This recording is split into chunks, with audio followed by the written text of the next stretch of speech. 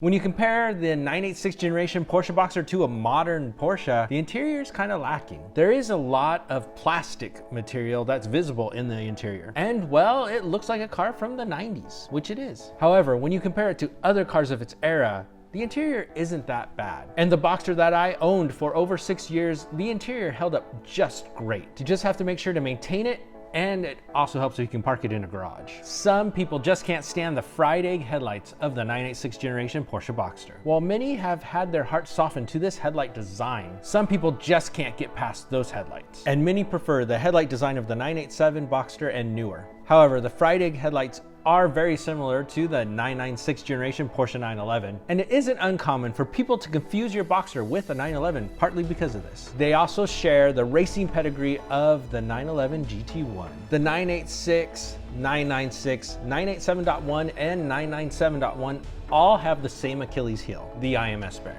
While the early 986s from 1997 through 1999 have a much lower rate of failure, there is potential for any IMS bearing to fail. But according to the IMS bearing lawsuit against Porsche, these early cars do have less than a 1% chance of failure. And no matter the year of a 986 Boxster, there are retrofits that can remedy the issue. In general, this virtually eliminates the problem, although you may want to do some research because occasionally people do have issues with these retrofits. Some people like to call the Boxster a girl's car or a hairdresser's car. And some people don't want to drive a car that has a stereotype like that. I mean, I don't get it. Women are pretty tough. But this perception wasn't helped by the fact that the 986 Boxster was the car of Elle Woods in Legally Blonde. Another negative comment you might hear is that, oh, you got the cheap Porsche. And to disprove that, all you have to do is show them some repair bills if something major goes wrong. Of course, most that make comments against the Boxster have never driven one, so they haven't even given the car a chance. Of course, if you care what other people think, you will miss a lot of very good driving experiences in cars that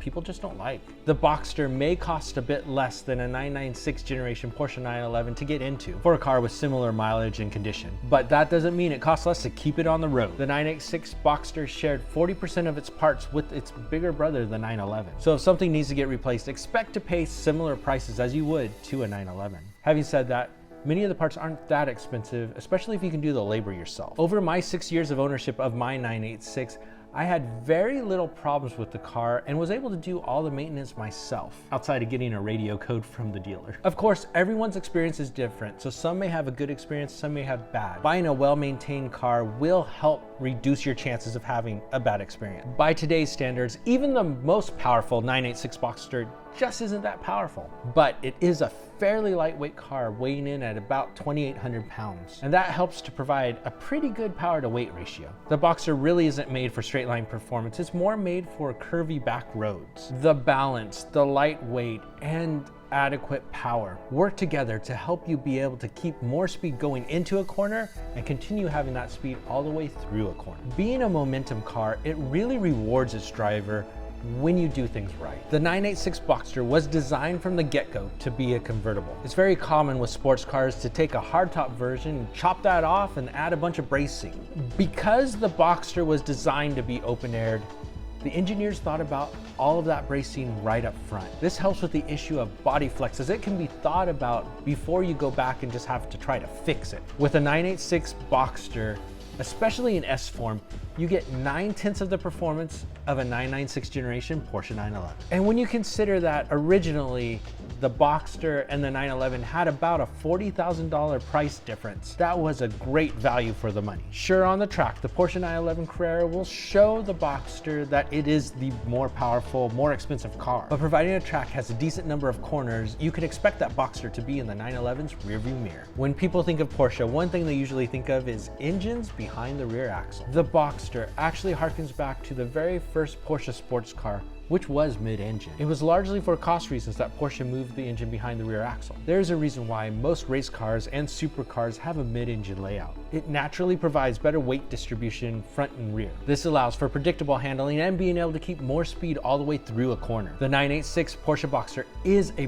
bargain luxury sports car. Only about 2 years ago, you could find a very good early 986 Boxster for just $5,000. However, prices have started to creep up, and $5,000 now will get you a car with some issues. So if you're looking for a good early 2.5 liter Porsche Boxster, expect to pay closer to the $10,000 mark. And if you want to get the S model, you're looking at closer to $15,000. Of course, depending on mileage and condition. But even as prices start to climb a bit, that's a lot of car for under $15,000. The 986 generation Porsche Boxster provides great handling and open air drama. More and more people are starting to appreciate the 986 Boxster, and prices are showing that. And if you want a 986 Boxster, you might want to start looking now. This may be your last chance to get one near the bottom of its depreciation curve.